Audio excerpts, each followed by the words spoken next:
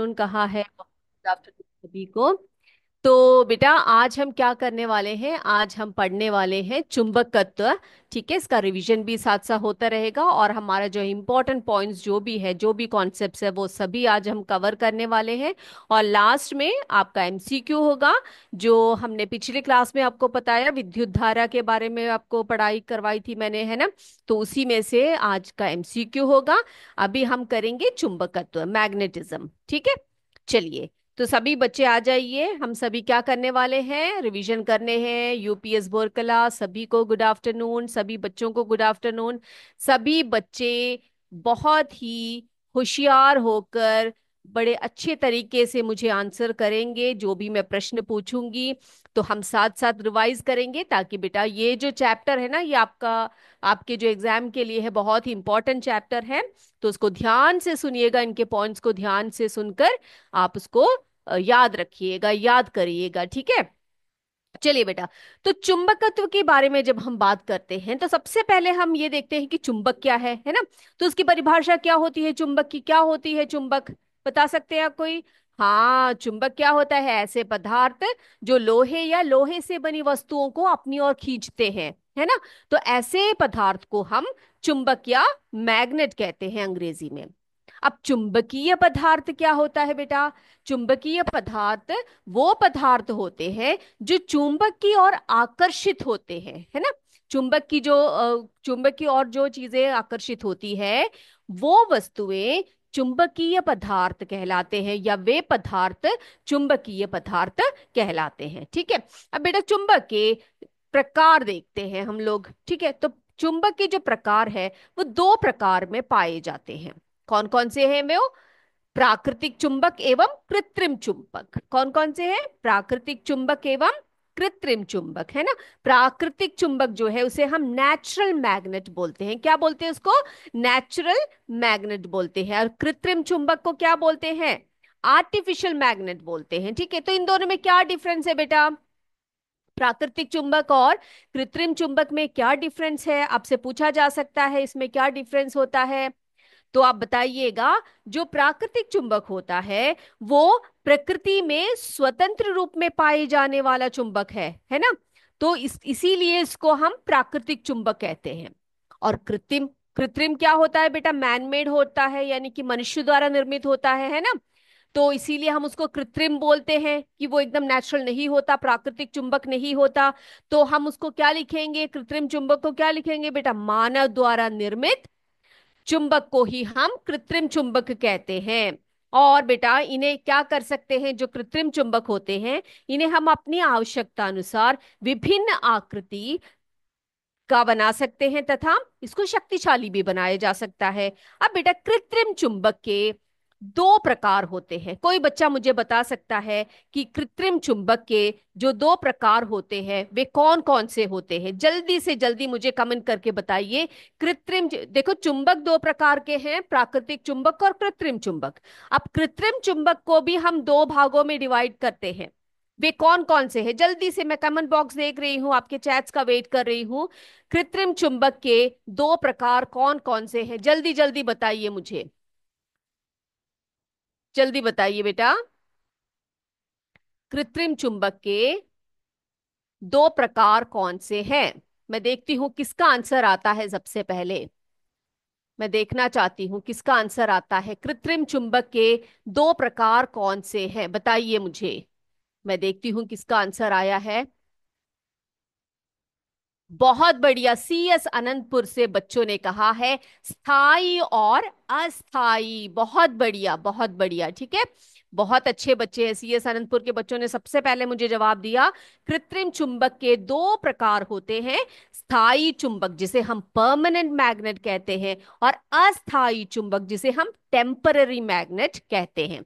अब बेटा ध्यान से बैठिएगा, हम आपको समझाएंगे कि स्थाई और अस्थाई चुंबक में क्या डिफरेंस होता है, क्या अंतर होता है। ठीक है, चलिए हम स्टार्ट करते हैं। तो बेटा यहां पर देखिए, ये है अस्थाई चुंबक, आप देख रहे हो इसको, ये अस्थाई चुंबक है। इसमें क्या होता है ना, इसमें जो है, इसमें चुंबकत्व का गुण जो है वो स्थायी नहीं होता, जो अस्थाई होता है। आप नाम से ही जान सकते हो, जिस चुंबक में चुंबकत्व गुण स्थायी नहीं होते उसे हम क्या बोलते हैं, अस्थाई चुंबक कहते हैं। ठीक है। तो अस्थाई चुंबक जो है नरम लोहे से बना होता है। अधिकांश अस्थाई चुंबक जो है नरम लोहे के चारों ओर लपेट कर कंडक्टर तार की कुंडली में करंट प्रवाहित करके बनाए जाते हैं, जैसे कि मैंने अभी आपको चित्र दिखाया। तो जब तक कुंडली में करंट प्रवाहित होता रहता है तब तक नम लोहे में वो एक चक्कर लगाता रहता है, और जैसे ही करंट बंद हो जाता है उसका चुंबकत्व खत्म हो जाता है। ठीक है। तो अस्थाई क्या, अस्थाई चुंबक कौन सा चुंबक होता है, जिसका चुंबकत्व गुण जो है वो स्थाई नहीं होता है। ठीक है। किरातपुर से बच्चों ने भी कहा है स्थाई अस्थाई, कहा है सी एस चंदापुर से कहा है स्टेबल एंड अनस्टेबल मैग्नेट। तो उसको हम थोड़े से अच्छे टर्म्स में कैसे बोलते हैं, permanent magnet and temporary magnet बोलते हैं। ठीक है। चलिए बढ़िया। अब देखो बेटा, ये है स्थायी चुंबक। जैसे कि स्थायी चुंबक क्या होता है, जिस चुंबक में चुंबकत्व गुण स्थायी होता है उसे स्थायी चुंबक कहते हैं। तो ये चुंबक जो है लोहे, निकल, कोबाल्ट आदि से बना होता है। किससे बना होता है, लोहे, निकल, कोबाल्ट आदि से बनाया होता है। इसका चुंबकत्व फीका नहीं पड़ता, इसीलिए इसका उपयोग लंबे समय तक किया जाता है। आई बात समझ में सबको? तो आपको पता लग गया क्या डिफरेंस है इन दोनों में? पता लग गया ना सभी को, अस्थाई और अस्थाई चुंबक में डिफरेंस सभी को पता लग गया?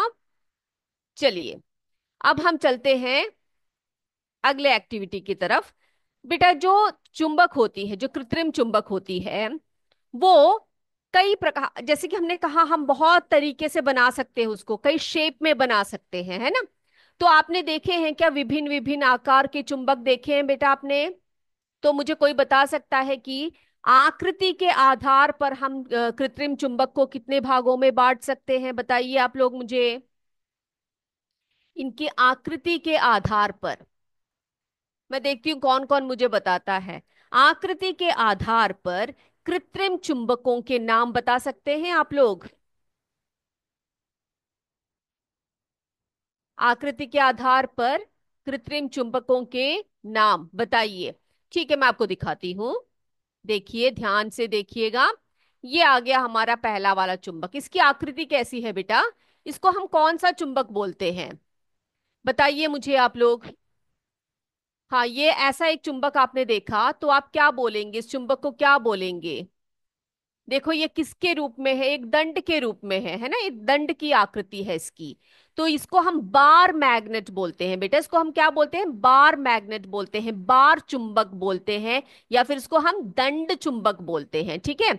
तो इस आकृति को देखकर देखकर ही आप पहचान जाइएगा। बहुत बढ़िया, यूपीएस बोरकला ने आंसर दिया है, किरातपुर के बच्चों ने भी आंसर दिया है। तो ऐसे चुंबक को हम बोलते हैं बार चुंबक, या फिर दंड चुंबक, या बार मैग्नेट कहते हैं।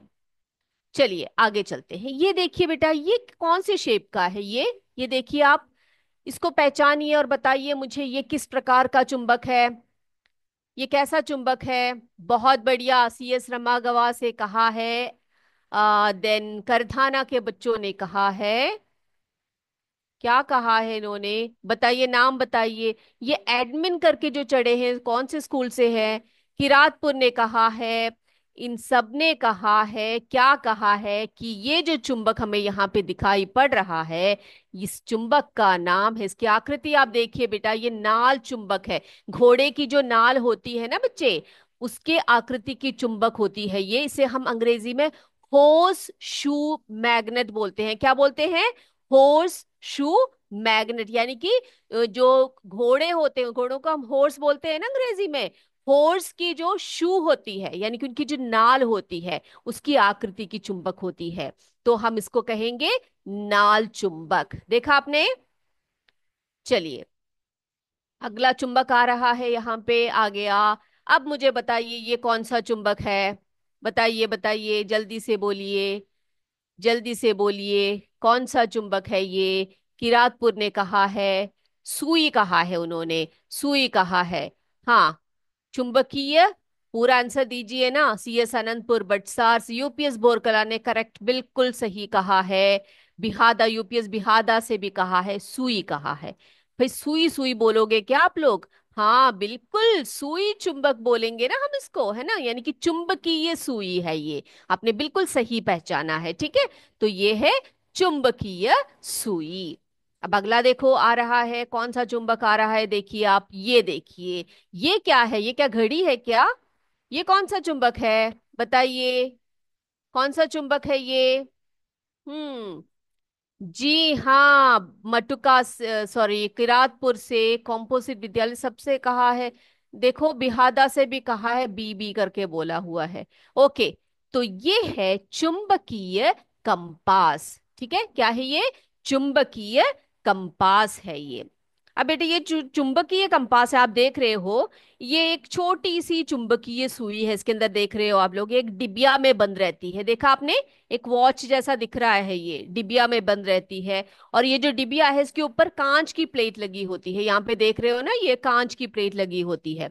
ओके, तो इसके अंदर एक चुंबकीय सुई होती है और ये एक डिबिया में बंद रहती है, तो इसको देखते ही आप पहचान जाना कि ये चुंबकीय कंपास है। ठीक है, तो हम टिक लगा दे, यहाँ पर चुंबकीय कंपास के ऊपर टिक लगा दे।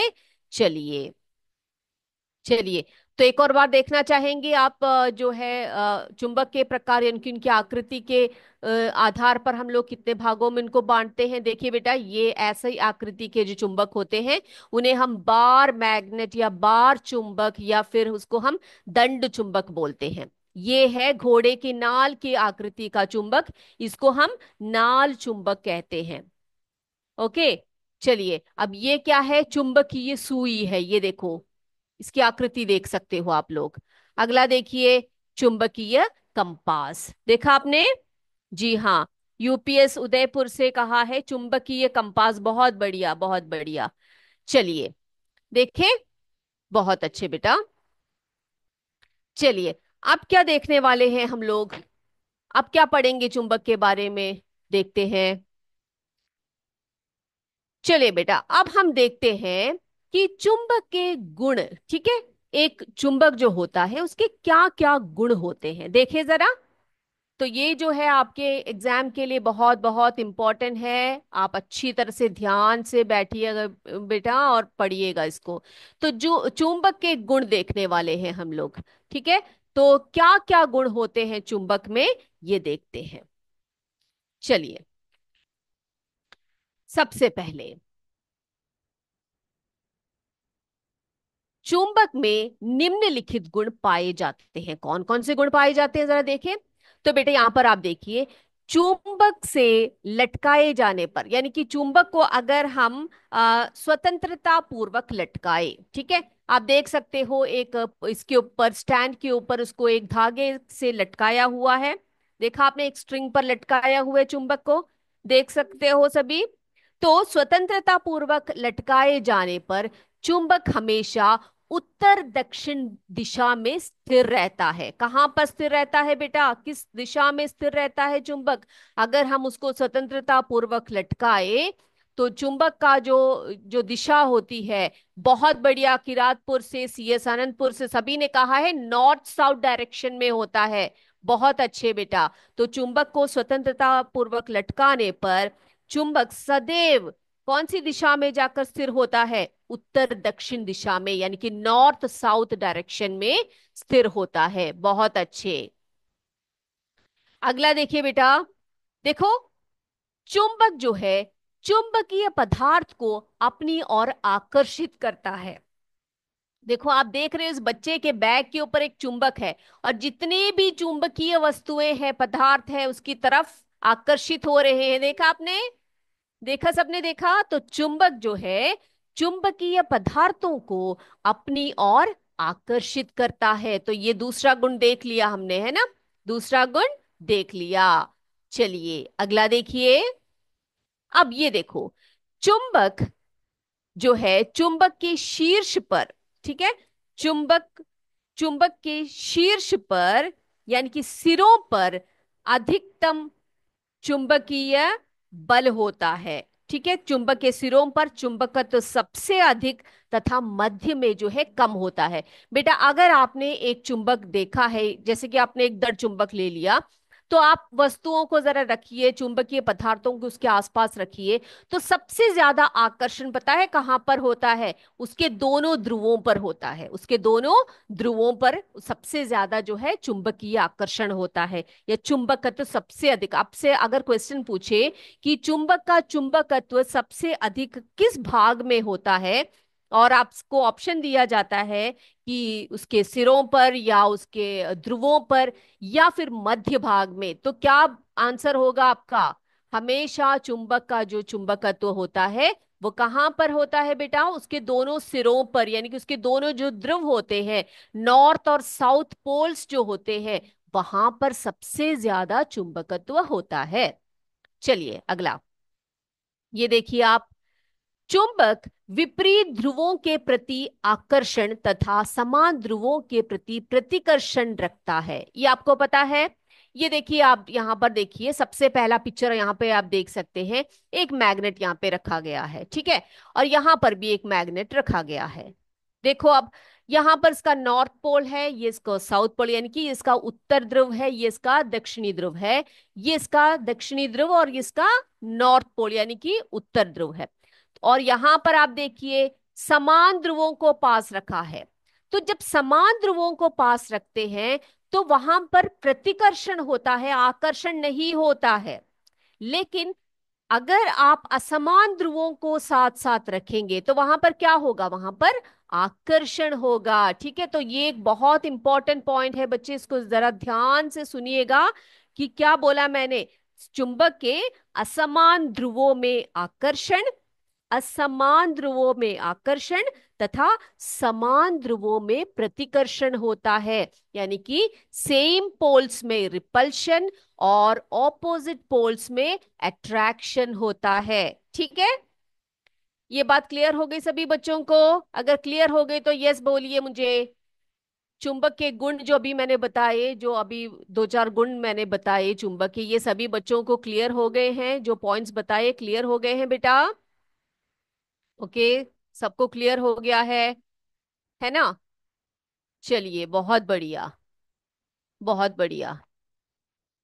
चलिए एक और बार देखना चाहेंगे आप? एक और बार जरा जल्दी जल्दी देख लेते हैं हम लोग, क्या क्या देखा हमने। चुंबक के जो गुण हैं वो कौन कौन से हैं? लटकाए हुए चुंबक की जो दिशा होती है वो हमेशा कहाँ पर स्थिर रहती है? उत्तर दक्षिण दिशा में स्थिर रहती है। फिर कहा, चुंबक जो है चुंबकीय पदार्थ को अपनी ओर आकर्षित करते हैं। फिर क्या बोला? चुंबक का जो चुंबकत्व होता है सबसे अधिकतम कहाँ पर होता है? उसके ध्रुवों में होता है, उसके शीर्षों में होता है। और कम कहां पर होता है? न्यूनतम कहां पर होता है बेटा? उसके मध्य में होता है। और कहा, चुंबक जो है विपरीत ध्रुवों के प्रति आकर्षण तथा समान ध्रुवों के प्रति प्रतिकर्षण दिखाते हैं, है ना? तो सबको क्लियर हो गया है बच्चे? ओके, सबने कहा है यस मैम, यस मैम कहा है। ओके चलिए, अब क्या देखने वाले हैं हम लोग? अब बेटा चुंबक जो है उसकी चुंबकत्व को बनाए रखने में कुछ सावधानियां रखनी चाहिए। ओके, हम बोलते हैं ना चुंबक को अगर बहुत लंबे समय तक अगर उसके चुंबकत्व को बनाए रखना है तो कुछ सावधानियों का रखना बहुत बहुत जरूरी होता है। तो वो क्या सावधानियां हैं जिसको रखने से चुंबक का गुण जो है वो बना रहे? देखें जरा हम लोग, देखें, चलिए देखते हैं। क्या आप जानते हैं ऐसे क्या सावधानियां हमें बरतनी चाहिए जिससे कि चुंबक के चुंबकत्व को बनाए रखती है? मैं देखती हूँ कोई मुझे अब जो है आंसर कर रहा है कि नहीं कर रहा, मैं देखती हूँ। क्या क्या करना चाहिए या क्या नहीं करना चाहिए जिससे चुंबक के का जो चुंबकत्व है वो बने रहे, वो नष्ट ना हो या डीमैग्नेटाइज ना हो? क्या क्या कार्य नहीं करने चाहिए और क्या कार्य करने चाहिए, बताइए। यूपीएस उदयपुर के बच्चे, अच्छा बहुत बढ़िया, आप सभी आंसर दे रहे हैं। गुड, बहुत अच्छे। सीएस बलरामपुर के बच्चे भी आंसर दे रहे हैं। जी हाँ, यूपीएस उदयपुर, यूपीएस नियार, जी यूपीएस बरसी से, बहुत अच्छे, बहुत अच्छे, सारे बच्चे मुझे आंसर्स कर रहे हैं। हाँ, मैं देखती हूँ यहाँ पर कौन कौन आंसर कर रहा है। जी हाँ, आंसर देखिए, सीएस अनंतपुर के बच्चों ने कहा उनके सिरों को अलग रखना चाहिए एक। फिर क्या कहा है? फिर क्या कहा है? उनके सिरों को अलग रखना चाहिए। ओके, और कोई पॉइंट्स है बेटा? और कुछ है तो बताइए मुझे। और क्या क्या करना चाहिए चुंबक के चुंबकत्व को बनाए रखने के लिए? जी हाँ, सावधानी बरतनी चाहिए। क्या सावधानी बरतनी चाहिए? यस, चुंबक के सिरों को दूसरे से सटाकर नहीं, एक दूसरे से सटाकर नहीं रखना चाहिए। बहुत बढ़िया। दो चुंबक आपस में नहीं रखना चाहिए, किरातपुर के बच्चों ने कहा है। फिर यूपीएस सिसवान से बच्चों ने कहा है कि चुंबक के सिरों को एक दूसरे से सटाकर नहीं रखना चाहिए। बहुत अच्छे। अलग अलग रखना चाहिए। और भी बहुत सारी बातें हैं बेटा, बताएं हम आपको। चलिए देखते हैं। यहाँ पे देखिए बेटा, दो चुंबकों को आपस में न रगड़े, उन्हें विपरीत दिशा में ना रगड़े। ठीक है। तो क्या बोला है? उसको जो है, अगर आपके पास दो चुंबक है तो आप उसको कभी भी क्या नहीं करने चाहिए, उसको आपस में ना रगड़ना, ना रगड़े। ठीक है। और विपरीत दिशा में घर्षण भी ना करे। ऐसा करने से जो है उसका जो गुण है वो नष्ट हो जाता है। अगला देखिए। अगला देखते हैं। ओके, देखती हूँ, मैंने किसी का आंसर पढ़ा है अभी। ओके, देखती हूँ। एक मिनट, एक मिनट। Okay, very good. आपस में नहीं रगड़ना चाहिए बोला है। ओके, चलिए। चलिए, तो बेटा चुंबक को जमीन पर ऊंचाई से नहीं फेंकना चाहिए, ना गिराए। ठीक है, यहां पर देखिए, चुंबक को जमीन पर जो है ऊंचाई से ना गिराए। ठीक है, सबसे पहले। और क्या बोला है? इसको कभी भी मारना पीटना नहीं चाहिए। देखो बेटा, किसी को भी आप मारो पीटो, वो लोग क्या करेंगे? वो लोग अच्छा व्यवहार नहीं कर सकते हैं ना, उनको बुरा लगता है कि नहीं? तो क्या करना चाहिए हमें? कभी भी चुंबक को मारना या पीटना नहीं चाहिए। चुंबक को ऊंचाई से नीचे भी नहीं फेंकना चाहिए। ऐसा करने से क्या होगा? ऐसा करने से उसका चुंबकत्व नष्ट हो सकता है, वो डीमैग्नेटाइज हो सकता है ना? तो दूसरा पॉइंट हमने देख लिया, चुंबक को जमीन पर ऊंचाई से ना फेंके, और ना ही उस पर हथौड़े या किसी और वस्तु से उसको मारे पीटे। ठीक है। चलिए अगला देखते हैं। एक मिनट। अगला है, चुंबक को गर्म नहीं करना चाहिए। देखो बेटा, अगर जैसे कि आप क्या करो, जैसे कि आग आग वगैरह जली हुई हो, उसके अंदर आपने जाकर एक चुंबक को डाल दिया, एक मैग्नेट को डाल दिया, तो क्या होगा? उसका चुंबकत्व जो है वो नष्ट हो सकता है। ठीक है, वो क्या हो सकता है? वो नष्ट हो सकता है। इसीलिए कभी भी चुंबक को गर्म नहीं करना चाहिए। देखो बेटा, बहुत सारे बच्चों ने मुझे आंसर्स किए हैं। बहुत बढ़िया। कौन? सीएस देवपुर के बच्चों ने कहा है गर्म नहीं करना चाहिए। फिर देवपुर के बच्चे भी जवाब दे रहे हैं। सोन बरासा से भी कहा है कि जमीन पर ना फेंके, हथौड़े से ना मारे। फिर क्या कहा है बच्चों ने? कॉम्पोजिट विद्यालय से भी कहा है, अच्छे आंसर बता रहे हैं। ओके, खराब हो जाएगा बोला है उन्होंने। चलिए चलिए, आपके स्कूल का नाम क्या है? एंड्रॉयड लिखा है, ब्लू ड्रॉयड लिखा है। आपके स्कूल का नाम क्या है, बता सकते हैं आप मुझे? मैं आपके नाम भी ले सकती हूँ। यस, सोनबरासे से कहा है बच्चों ने, चुंबक को गर्म करने से उसका जो है चुंबकत्व, उसके गुण नष्ट हो जाते हैं। तो उसको कभी भी आप गर्म नहीं करेंगे। ठीक है। चलिए, अगला जो है, अगला देखते हैं हम लोग। अगला पॉइंट देखिए, समान चुंबकों को एक साथ ना रखे। क्या बोला गया है?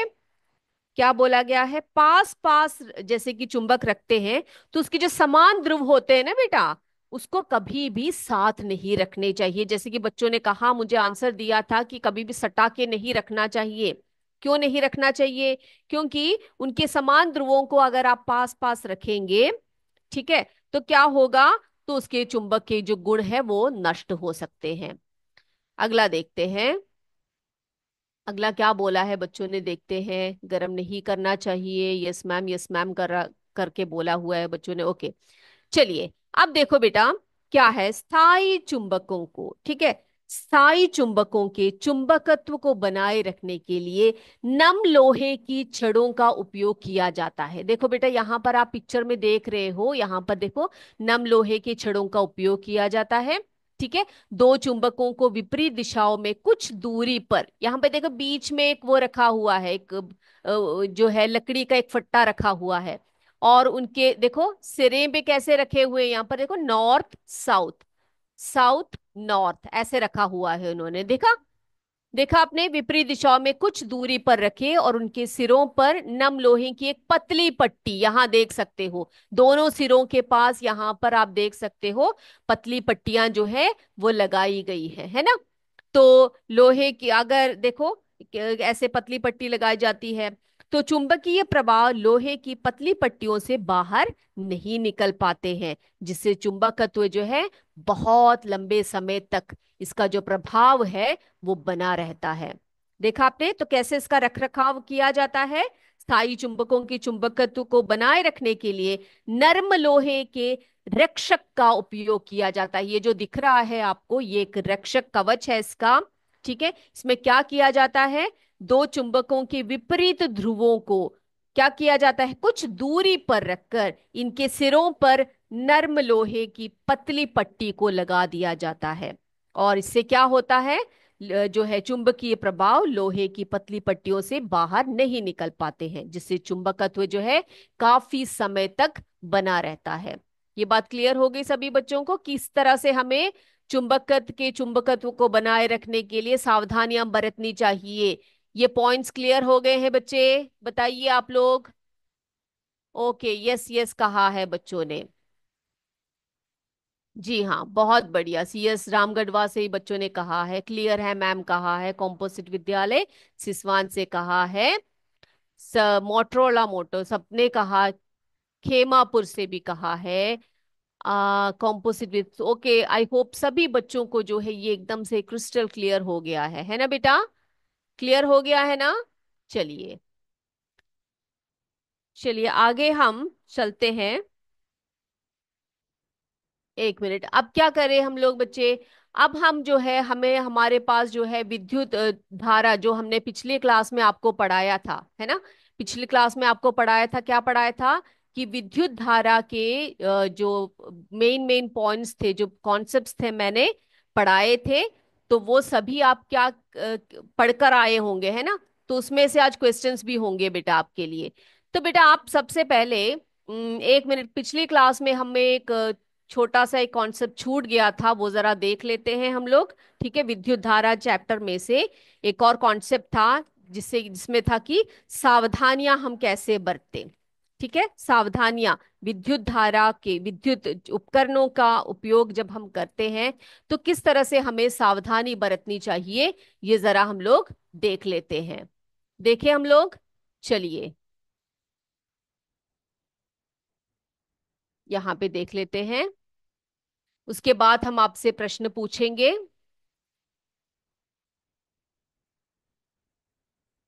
चलिए बेटा, यहां पर आप देख सकते हो, क्या देखा आपने?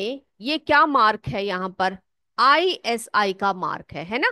तो विद्युत उपकरण का जो मानक स्तर, जो ISI मार्क होता है, ऐसे उपकरणों का ही प्रयोग हमें करना चाहिए। ठीक है, जब भी आप विद्युत उपकरण खरीदते हैं तो उसमें आप देखिएगा कि ISI का मार्क लगा हो या नहीं है। ठीक है। अगला देखिए, यहाँ पर आप देख सकते हो, क्या देखा आपने? ये क्या देख रहे हो? ओके, घरों में जब भी हम लोग किसी तार का उपयोग करते हैं तो उसमें आप ध्यान रखिएगा कि घरों में अच्छे विद्युत रोधी लेप वाले संयोजक तार ही लगाए। ठीक है, उसके ऊपर इंसुलेटिंग कवर होना चाहिए, अच्छे कवर होने चाहिए, यानी कि बहुत ही बढ़िया तरीके से विद्युत रोधी लेप वाले संयोजक तार ही हमें घरों में लगाने चाहिए। अगला देखिए, ये क्या है? ये पहचाना आपने, क्या है ये? देखो बेटा, घरों में जब वायरिंग करते हैं तो उसको करते समय या कराते समय उदासीन तार का संबंध जो है पृथ्वी, अर्थिंग से अवश्य करना चाहिए। ऐसे इस तरह से आपने अपने घरों में देखा होगा, तो अर्थिंग जो है बहुत बहुत जरूरी होता है, उसे आप करेंगे। ठीक है, चलिए, पढ़ा है बच्चों ने बोला है। ओके, अब यहाँ पे देखिए क्या किया जा रहा है। जब भी आप कोई विद्युत कार्य कर रहे हो तो कार्य को करते समय क्या करना चाहिए, रबड़ के दस्ताने पहन लेना चाहिए। क्योंकि रबड़ के दस्ताने पहनने से आपको शॉक नहीं लगेगा, आपको करंट नहीं लगेगा। ठीक है। अगला देखिए। ये देखिए बेटा, ये क्या है। ये जो है, हम क्या करते हैं, हम घरों में क्या करते हैं, फ्यूज, सुरक्षा फ्यूज का हमेशा हमें उपयोग करना चाहिए। तो विद्युत परिपथों में सुरक्षा के दृष्टिकोण से सुरक्षा फ्यूज का प्रयोग हमें अवश्य करना चाहिए। ठीक है। अगला देखिए। यहां पर देखिए बेटा, ये क्या है, ये क्या हो रहा है यहां पर।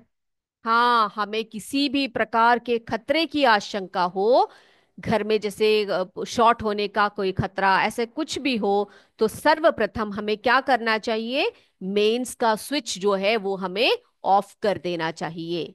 ठीक है। यहां पे देखिए, ये क्या हो रहा है। गीले हाथों से, देखो बेटा, या भीगे हाथों से कभी भी स्विच को या किसी भी इलेक्ट्रिक या फिर हम बोलते हैं ना विद्युत उपकरणों को नहीं छुएंगे। ठीक है। कभी भी नहीं छूना चाहिए, ऐसे छूने से आपको शॉक लग सकता है। और यहां पर क्या हो रहा है आप देखो। जी हाँ, विद्युत धारा के खुले तारों को कभी भी नहीं छूना चाहिए। तो ये सब जो है सावधानियां हमें बरतनी चाहिए। क्या करते समय बरतनी चाहिए बेटा, हम जब भी कोई विद्युत उपकरण में काम कर रहे हो तो हमें ये सब सावधानियां हमें बरतनी चाहिए। ठीक है। तो मेरे बच्चों को इतनी बातें क्लियर हो गई है बेटा, हो गई है तो आप बता दीजिए। तो हम लोग क्या करें अब, जो है हमारे पास एक और था, क्या बोलते हैं हम लोग करने वाले थे, वो था हमारा एमीटर और वोल्ट मीटर, है ना। एमीटर और वोल्ट मीटर के बीच में जो डिफरेंस है, जो अंतर है, वो भी जरा देख लेते हैं हम लोग। देखें। यस, क्लियर है बोला है बच्चों ने। चलिए, तो एमीटर और वोल्ट मीटर के डिफरेंस को भी जरा देख लेते हैं, फिर आगे बढ़ते हैं। चलिए, पहला है ये अमीटर, यहाँ पे देखिए, और ये हमारा वोल्ट मीटर। चलिए, अब बेटा, ये अमीटर और जो वोल्ट मीटर होता है, इनमें क्या डिफरेंस होता है बताइए। पहले तो हम लोग इनके संकेत को ही देख लेते हैं, है ना। संकेत को देख ले हम लोग, इनका संकेत कैसा हो। अमीटर का संकेत कौन सा है भाई, इसमें से बताइए आप लोग मुझे। अमीटर का संकेत कौन सा है। जी हाँ, ये है अम्मीटर का संकेत। यहाँ पे देख सकते हो आप लोग, ए करके लिखा हुआ है ना। अब वोल्ट मीटर का संकेत बोलिए। ये रहा वोल्ट मीटर का संकेत, ये रहा। ये देखिए, ये यहाँ पे, तो ऐसे ए करके जहां पर लिखा होता है, जो होता है उसको हम अम्मीटर इस संकेत से व्यक्त किया जाता है। यहाँ पर वी है, ये वोल्ट मीटर का संकेत है। ठीक है। चलिए, अब जो है अगला डिफरेंस देखते हैं। अम्मीटर को जो है परिपथ में श्रेणी क्रम में जोड़ा जाता है। कैसे जोड़ा जाता है अम्मीटर को बेटा, अम्मीटर को हम जब विद्युत परिपथ जोड़ते हैं, विद्युत परिपथ बनाते हैं, तो अम्मीटर को कैसे जोड़ा जाता है, उसको श्रेणी क्रम में जोड़ा जाता है। ठीक है। और बताइए वोल्ट मीटर को कैसे जोड़ते हैं, वोल्ट मीटर को मध्य समांतर क्रम में जोड़ा जाता है, ऐसे मध्य समांतर क्रम में जोड़ा जाता है। अगला बोलिए, अगला बोलिए। यस, अगला पॉइंट है, विद्युत परिपथ में, विद्युत परिपथ में विद्युत धारा का मापन अम्मीटर द्वारा किया जाता है। तो अम्मीटर का प्रयोग क्या है, अम्मीटर का उपयोग क्या है बेटा, विद्युत परिपथ में विद्युत धारा का मापन करने के लिए हम अम्मीटर का प्रयोग करते हैं, है ना। और वोल्ट मीटर का प्रयोग क्यों करते हैं, क्यों करते हैं बेटा, बहुत बढ़िया, चालक के सिरों के बीच के विभवांतर को ज्ञात करने के लिए वोल्ट मीटर का प्रयोग किया जाता है। अब देखते हैं, जो वोल्ट, जो अम्मीटर है, उसका प्रतिरोध जो होता है वो बहुत ही कम होता है। अम्मीटर का प्रतिरोध बहुत कम होता है। वोल्ट मीटर का प्रतिरोध कैसा होता है? अनंत होता है। वोल्ट मीटर का प्रतिरोध अनंत होता है। तो आपने देखा किस तरह से हमने इन दोनों, वो अमीटर और वोल्ट मीटर को, दोनों में अंतर को स्पष्ट किया। देखा आप सभी बच्चों ने?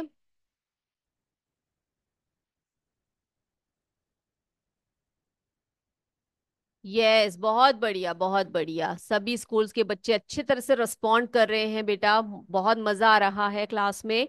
तो सभी बच्चे देखिए, अमीटर और वोल्ट मीटर में जो डिफरेंस है एक और बार बता देते हैं, फिर हम बढ़ते हैं हमारे प्रश्नों की तरफ। ठीक है, तैयार रहिएगा। एमीटर देखिए, इसका संकेत देखिए, वोल्ट मीटर का संकेत देख लीजिए आप, वी से डिनोट करते हैं। अमीटर को परिपथ में श्रेणी क्रम में जोड़ा जाता है, वोल्ट मीटर को मध्य समांतर क्रम में जोड़ा जाता है।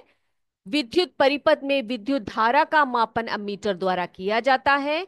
चालक के सिरों के बीच विभवांतर ज्ञात करने के लिए वोल्ट मीटर का प्रयोग किया जाता है। अमीटर का प्रतिरोध बहुत कम होता है और वोल्ट मीटर का प्रतिरोध जो होता है वो अनंत होता है। तो ये बात भी क्लियर हो गई। तो चलिए बेटा, चलते हैं हम लोग अपने प्रश्न की तरफ। क्वेश्चन पूछते हैं आपसे, आप सभी बहुत देर से वेट कर रहे हो एमसीक्यू का। तो चलिए हम करते हैं, एमसीक्यू करते हैं। चलिए, यहां पर ये रहे हमारे प्रश्न। बेटा आपके पास दो ऑप्शन रहेंगे, ठीक है? आप आंसर कीजिएगा। ओके। आवेश की आवेश के धारा को क्या कहते हैं? आवेश के धारा को क्या कहते हैं? बताइए, आंसर कीजिए मुझे। आवेश के धारा को क्या कहते हैं? बोलिए। दो ऑप्शन है आपके पास, विद्युत धारा, चुंबकत्व। लिखिए, आवेश की धारा को क्या कहते हैं? लिख लिया? सबका आंसर हो गया बेटा? चलिए अगले की तरफ चलते हैं। अगला है, विद्युत सेल एक ऐसा उपकरण है जो डैश ऊर्जा को डैश में परिवर्तित करता है। विद्युत सेल एक ऐसा उपकरण है जो डैश ऊर्जा को डैश ऊर्जा में परिवर्तित करता है। आपके ऑप्शंस है यहां पर, रासायनिक ऊर्जा को विद्युत ऊर्जा में, विद्युत ऊर्जा को प्रकाश ऊर्जा में। आपसे पूछा गया है विद्युत सेल कैसा उपकरण है, वो किस ऊर्जा को किस में परिवर्तित करती है। लिख लिया सबने? आगे बढ़े हम, अगले क्वेश्चन पर चलते हैं। जब एक से अधिक विद्युत सेल को श्रेणी क्रम में जोड़ा जाता है, ए डैश कहते हैं। जब एक से अधिक विद्युत सेल को श्रेणी क्रम में जोड़ा जाता है तो उसे डैश कहते हैं। बताइए क्या कहते हैं उसको? क्या कहते हैं उसको? बच्चों बहुत बढ़िया आंसर दे रहे हैं बच्चे। लिखिए बेटा, आपने नोट में लिखिए आंसर। इन्वर्टर कहते हैं या बैटरी कहते हैं? बताइए। जब एक से अधिक विद्युत सेल को श्रेणी क्रम में जोड़ा जाता है तो उसको कहते हैं इन्वर्टर कहते हैं या बैटरी कहते हैं? बताइए। चलिए अगले प्रश्न की तरफ चलते हैं। अगला है, बल्ब में तंतु या फिलामेंट टंगस्टन का बना होता है, क्यों? जो बल्ब का फिलामेंट या तंतु होते हैं उसको टंगस्टन से बनाया जाता है, क्यों? उसका गलनांक कम होता है या उसका गलनांक ज्यादा होता है? क्या कारण है टंगस्टन को जो है हम लोग तंतु में उसका प्रयोग करते हैं? बल्ब में तंतु या फिलामेंट टंगस्टन का बना होता है, क्यों? चलिए अगले प्रश्न की तरफ चलते हैं। अगला प्रश्न है, बल्ब के अंदर भरी जाने वाली गैस कौन सी होती है? बल्ब के अंदर भरी जाने वाली गैस कौन सी होती है? हाइड्रोजन या ऑक्सीजन, आर्गन या नाइट्रोजन? बल्ब के अंदर भरी जाने वाली गैस कौन सी होती है? हाइड्रोजन या ऑक्सीजन, आर्गन या नाइट्रोजन? मुझे पता है सभी आंसर लिख रहे हैं बच्चे, है ना? बहुत बढ़िया, लिखिए लिखिए। चलिए अगला देखते हैं। अगला है, विद्युत धारा के प्रवाहित होने के मार्ग को डैश कहते हैं। ठीक है, विद्युत धारा के प्रवाहित होने के मार्ग को क्या कहते हैं? क्या कहते हैं बेटा? विद्युत परिपथ या चुंबकीय प्रभाव? विद्युत धारा के प्रवाहित होने के मार्ग को डैश कहा जाता है, विद्युत परिपथ या चुंबकीय प्रभाव? अगला, ऐसी युक्ति जो विद्युत परिपथ को जोड़ तोड़ सके, यानी कि विद्युत परिपथ को जोड़ने का कार्य भी करती है ये, और तोड़ने का कार्य भी करती है। फ्यूज या कुंजी? फ्यूज या कुंजी, कौन सी युक्ति है जो विद्युत परिपथ को जोड़ती या तोड़ती है? फ्यूज और कुंजी, बताइए। अगले प्रश्न पर चलते हैं हम लोग। निम्नलिखित में से कौन सी वस्तु विद्युत चालक है? इनमें से कौन सी वस्तु जो है विद्युत चालक है? चांदी, प्लास्टिक? कौन सी वस्तु विद्युत चालक है जिसमें से अच्छी तरह से बिजली जो है प्रवेश करती है? चांदी या प्लास्टिक? नौवे प्रश्न की तरफ चले बेटा। ये सबने लिख लिया? सबने नोट कर लिया? आंसर हो गया सभी का? तो आगे चलते हैं हम लोग। चलिए आगे नौवे प्रश्न पर चलते हैं। निम्नलिखित में से कौन सी वस्तु विद्युत रोधी है? प्रश्न देखिए, निम्नलिखित में से कौन सी वस्तु विद्युत रोधी है? तांबा, लकड़ी? पूछा गया है विद्युत रोधी वस्तु कौन सी है उसमें से। ठीक है, क्वेश्चन को ठीक से पढ़ के आंसर दीजिएगा। आगे देखते हैं, अगले प्रश्न पर चलते हैं हम लोग। अगला प्रश्न है, निम्नलिखित में से कौन सी वस्तु विद्युत रोधी है? ये हमने लिख लिया। 10वां प्रश्न देखते हैं। जब किसी सर्किट में ज्यादा करंट बहने लगता है तो उसकी प्रबल शक्ति को रोकने का कार्य कौन सा उपकरण करता है? जब किसी सर्किट में ज्यादा करंट बहने लगता है तो उसकी प्रबल शक्ति को रोकने का कार्य कौन सा उपकरण करता है? कुंजी या फ्यूज? ये हमारा 10वां प्रश्न है। आई होप सभी ने क्वेश्चंस को लिख लिए हैं, है ना? सभी ने आंसर्स लिख लिए हैं बेटा। तो आंसर देने के लिए तैयार हो जाइए। सर काइंडली अनम्यूट देम, उनको अनम्यूट कीजिए। बेटा सभी बताइए मुझे आंसर। आवेश के धारा को क्या कहते हैं? बोलिए, आंसर बोलिए। आवेश के धारा को क्या कहते हैं? Kartik sir, hello.